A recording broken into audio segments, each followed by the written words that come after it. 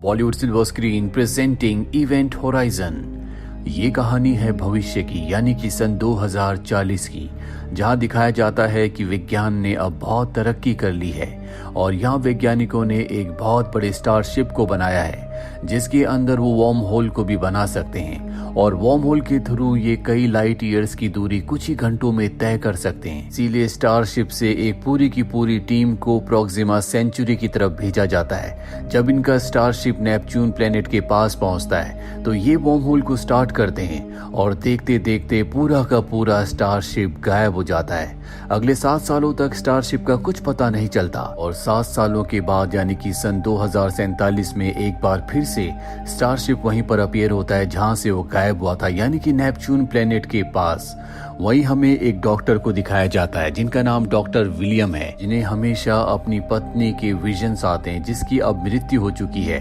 दरअसल ये वही डॉक्टर हैं जिन्होंने स्टारशिप को डिजाइन किया था और अब इन्हें स्टारशिप में इन्वेस्टिगेशन करने के लिए भेजा जाता है। यहाँ इनके साथ 7 और लोग होते हैं जिसमें कैप्टन मिलर भी हैं। इन सब को स्लीपिंग चेम्बर्स में भेजा जाता है और जब डॉक्टर विलियम स्लीपिंग चेम्बर में होते हैं तभी उन्हें अपनी पत्नी का विजन आता है, जिसके बाद वो चिल्लाना शुरू कर देते हैं और यहाँ पर सब के सब जाग जाते हैं। दरअसल सब के सब अब नेपच्यून प्लेनेट के पास पहुंच चुके हैं जहाँ पर वो स्टारशिप है जिसका नाम इवेंट होराइजन है और यहाँ पर डॉक्टर सबको बताते हैं कि हमें इसी स्टारशिप की इन्वेस्टिगेशन के लिए यहाँ पर भेजा गया है। दरअसल उनके अलावा किसी को इस बात का नहीं पता होता और अब सबको पता है कि मिशन बहुत ही खतरनाक है, क्योंकि इवेंट होराइजन स्टारशिप आज से 7 साल पहले गायब हो गया था। वो कहाँ गया था और कहाँ से वापस आया इसके बारे में किसी को कुछ नहीं पता। उनकी चिंता तब और बढ़ जाती है जब स्टारशिप से मिले हुए एक सिग्नल को ये डिकोड करते हैं जिसका लैटिन में मतलब होता है कि मुझे आजाद कर दो। ये कुछ नहीं समझ पाते कि इन्हें अब क्या करना चाहिए। अब ये स्टारशिप के पास पहुंच जाते हैं, जिसके बाद डॉक्टर विलियम 2 साथियों के साथ स्टारशिप के अंदर जाने का फैसला करते हैं, क्योंकि इन्हें वहां से कोई भी रिप्लाई नहीं आ रहा होता, न ही जीवन के कोई संकेत मिल रहे होते हैं। ये अपने स्पेसशिप को स्टारशिप से पहले से डॉक यानी कि अटैच कर चुके होते हैं, जिसके बाद ये तीनों के तीनों उस बड़े स्पेसशिप यानी कि स्टारशिप के अंदर आ जाते हैं। अंदर आने के बाद ये देखते हैं कि वो पूरी तरह से सुनसान है। ये स्पेसशिप बहुत ज्यादा बड़ा है, इसीलिए डॉक्टर विलियम और उनके दोनों साथी तय करते हैं कि वो अलग अलग दिशा में जाकर इन्वेस्टिगेशन करेंगे। अब जो डॉक्टर विलियम का साथी पीटर होता है वो एक दूसरे चेंबर में जाता है जहाँ पर वो देखता है कि खून के निशान है, साथ ही उसे एक बॉडी भी दिखती है जिसकी हालत बहुत ज्यादा खराब होती है। डॉक्टर विलियम के दूसरे साथी को दिखाया जाता है जो उस जगह पहुंच जाता है जहां वो मशीन है जो वार्म होल क्रिएट कर सकती है और जब वो उसके पास जाता है तो वो अपने आप ही एक्टिवेट हो जाती है। इसके बाद एक तेज रोशनी निकलती है और उस वार्म होल वाली मशीन में उसे एक ब्लैक कलर का लिक्विड दिखता है। जब वो उस लिक्विड को टच करता है तो वो उसे अपने अंदर खींच लेता है, लेकिन उसकी बॉडी को रस्सी से बांधा हुआ होता है। जो रस्सी लगातार अंदर की तरफ जा रही होती है और तभी उसके अंदर से एक वेव निकलती है। ये वेव इतनी पावरफुल होती है कि ये शिप के बहुत सारे हिस्सों को बर्बाद कर देती है। साथ ही जिस स्पेसशिप में सब के सब यहाँ तक आए होते हैं उसे भी पूरी तरह से डैमेज कर देती है। इसीलिए कैप्टन मिलर को अपने बाकी साथियों के साथ स्टारशिप के अंदर आना पड़ता है। अंदर आने के बाद ये सबसे पहले उस जगह जाते हैं जहाँ पर इनका साथी उस वार्म होल वाली मशीन के अंदर की तरफ जा रहा होता है। क्योंकि वो रस्सी से बंधा होता है इसीलिए कैप्टन मिलर रस्सी खींचकर उसे वापस ले आते हैं। इसके बाद स्पेसशिप की ग्रेविटी को और ऑक्सीजन को ऑन करते हैं। इन्हें पता चलता है कि इनके पास मात्र 20 घंटों की ऑक्सीजन है। इसके बाद ऑक्सीजन खत्म हो जाएगी, यानी कि इन्हें अपने स्पेसशिप को रिपेयर करना होगा, तभी यहाँ से निकल सकते हैं। स्पेसशिप को रिपेयर करने से पहले एक मीटिंग करते हैं जिसमें इनका जो टेक्नीशियन होता है वो बताता है कि वार्म होल की मशीन अपने आप ही स्टार्ट हो गई थी, जिसके बाद हमारा साथी एक ब्लैक एंटिटी के अंदर जाना शुरू हो गया।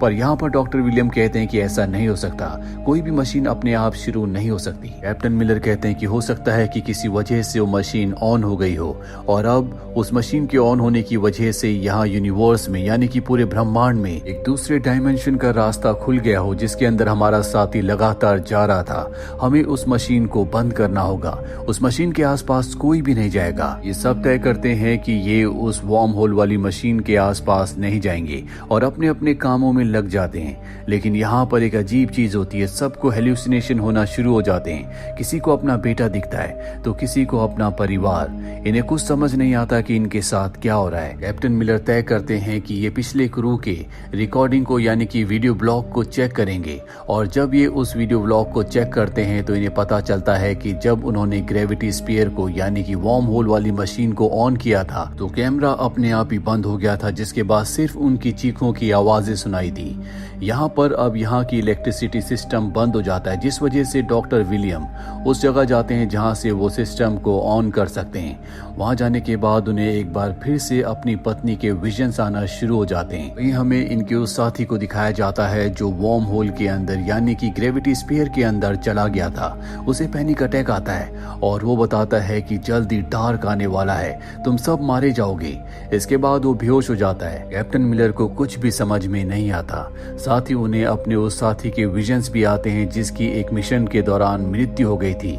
अब ये सब आपस में आर्ग्यूमेंट्स करना शुरू कर देते हैं। इन्हें लगता है कि पिछले 7 सालों के लिए स्टारशिप जिस दुनिया में गया था वापस आने के बाद अपने साथ वो वहाँ की कुछ डार्क पावर्स को भी, डार्क एनर्जीज को भी लेकर आया है। लेकिन इनकी बात में कितनी सच्चाई है किसी को कुछ नहीं पता।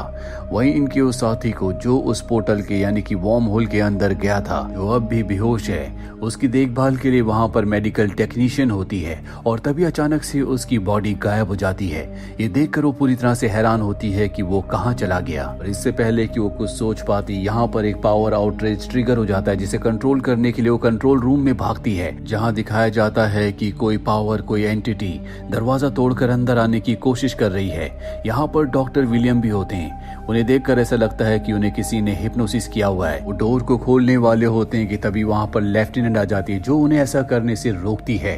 अब यहाँ पर वो लड़का भी होता है जो अचानक से गायब हो गया था, जो उस वार्म होल के अंदर गया था। उसे बहुत ही भयानक विजन्स आ रहे होते हैं जिन्हें वो बर्दाश्त नहीं कर पाता और तय करता है कि स्पेस में कूदकर वो अपने आप को खत्म कर लेगा। वो स्पेस में कूद जाता है पर तभी कैप्टन मिलर उसे पकड़ लेते हैं। उसे अंदर लाया जाता है और वो दोबारा ऐसा ना करे, इसीलिए सब उसे स्लीपिंग मोड में यानी कि स्टैटिक स्टेट में डाल देते हैं। और अब कैप्टन मिलर को यकीन हो चुका है कि 7 सालों के लिए जिस भी दुनिया में स्पेसशिप यानी कि स्टारशिप गया था, वहां से कोई बुरी एंटिटी भी इसके साथ यहाँ पर आई है, जो इन्हें इनकी कमजोरियों के, इनके डर के विजन्स दिखा रही है ताकि ये खुद अपने आप को खत्म कर दे। यहाँ पर एक दूसरा डॉक्टर भी होता है जो कैप्टन मिलर को बताता है कि जिस कोड का हमने शुरू में ट्रांसलेशन किया था वो ट्रांसलेशन बिल्कुल गलत था। उसका मतलब मुझे बचाओ नहीं बल्कि ये है कि खुद को नर्क से बचाओ। वो कैप्टन मिलर को ये भी बताता है कि जिस कारण से स्पेसशिप को बनाया था ये पूरी तरह से सफल हुआ, लेकिन ये दूसरी दुनिया का जो रास्ता खोल रहा है वो रास्ता कहीं और नहीं बल्कि सीधा का सीधा नर्क में जाता है। डॉक्टर की बात कितनी सच है यहाँ पर कैप्टन मिलर को नहीं पता। यहाँ अब इनका स्पेसशिप भी ठीक हो जाता है, यानी कि ये अपनी दुनिया में अर्थ पर वापस जा सकते हैं। साथ ही ये उस वीडियो ब्लॉग को भी पूरी तरह से ठीक कर लेते हैं, रिकवर कर लेते हैं, जिसमें पिछली बार इन्होंने सिर्फ चीखों की आवाजें सुनी थी। और जब ये उस वीडियो को देखते हैं तो पता चलता है कि जब वार्म होल के अंदर ये पूरा का पूरा स्टारशिप गया था तो सब ने एक दूसरे को मारना शुरू कर दिया था। और अब कैप्टन मिलर तय करते हैं कि वो इस पूरे के पूरे स्टारशिप को डिस्ट्रॉय करके अपने स्पेसशिप से अर्थ पर वापस चले जाएंगे। पर डॉक्टर विलियम इसके खिलाफ होते हैं। वो ऐसा नहीं करना चाहते क्योंकि अब भी वो डार्क एंटिटी की पूरी तरह से कब्जे में होते हैं। डार्क एंटिटी बार बार उन्हें उनकी मरी हुई पत्नी दिखा रही होती है, इसीलिए वो कहते हैं कि मैं अपनी पत्नी को इस बार छोड़कर नहीं जाऊंगा।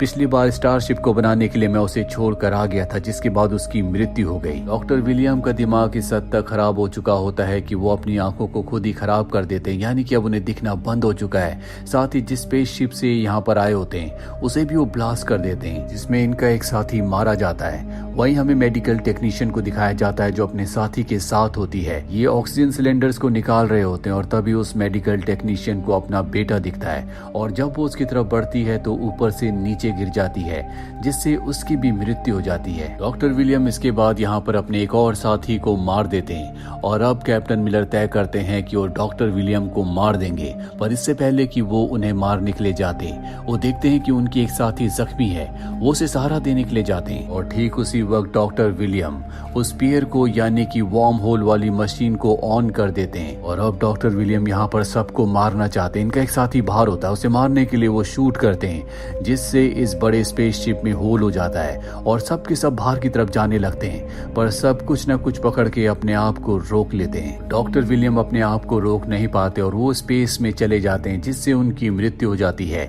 और अब यहाँ पर डॉक्टर मिलर के साथ 2 और लोग बचे हुए हैं। तीनों के तीनों उस रूम को पूरी तरह से सील कर देते हैं जहां से एयर अब बाहर जा रही होती है और अब ये किसी भी तरह से यहाँ से निकलना चाहते हैं। ये बहुत बड़ा स्टारशिप है।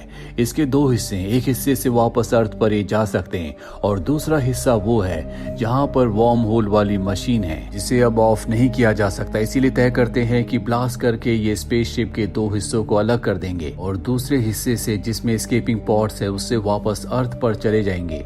दरअसल स्टारशिप को इसी तरह से डिजाइन किया था और जब ये तैयारी कर रहे होते हैं तब ये देखते हैं कि पूरे स्पेसशिप में लाल रंग का लिक्विड आना शुरू हो जाता है। दरअसल ये खून है। कैप्टन मिलर को दिखाया जाता है जो एक्सप्लोसिव को पूरी तरह से ऑन कर देते हैं, लेकिन डिटोनेटर को लेकर वो इससे पहले कि दूसरे चेंबर में भागते, उन्हें वहां पर आग दिखती है। इससे बचने के लिए वो उस चेंबर में आ जाते हैं जहां पर वार्म होल वाली मशीन है, ग्रेविटी कोर है। और अब वहां पर उन्हें डॉक्टर विलियम का चेहरा नजर आता है, जो कैप्टन मिलर को बताते हैं कि मैं स्पेस में चला गया था, लेकिन स्पेसशिप ने मुझे बचा लिया और अब तुम सब स्पेसशिप के साथ नर्क में जाओगे। तुम्हें यहाँ से नर्क में जाने से कोई नहीं रोक सकता। लेकिन कैप्टन मिलर ऐसा नहीं चाहते। हालांकि इस वक्त इन्हें स्पेसशिप के दूसरे हिस्से में होना चाहिए था, क्योंकि ब्लास्ट होने के बाद वो दूसरा हिस्सा अर्थ पर जा सकता है। ये हिस्सा अब कंट्रोल नहीं किया जा सकता।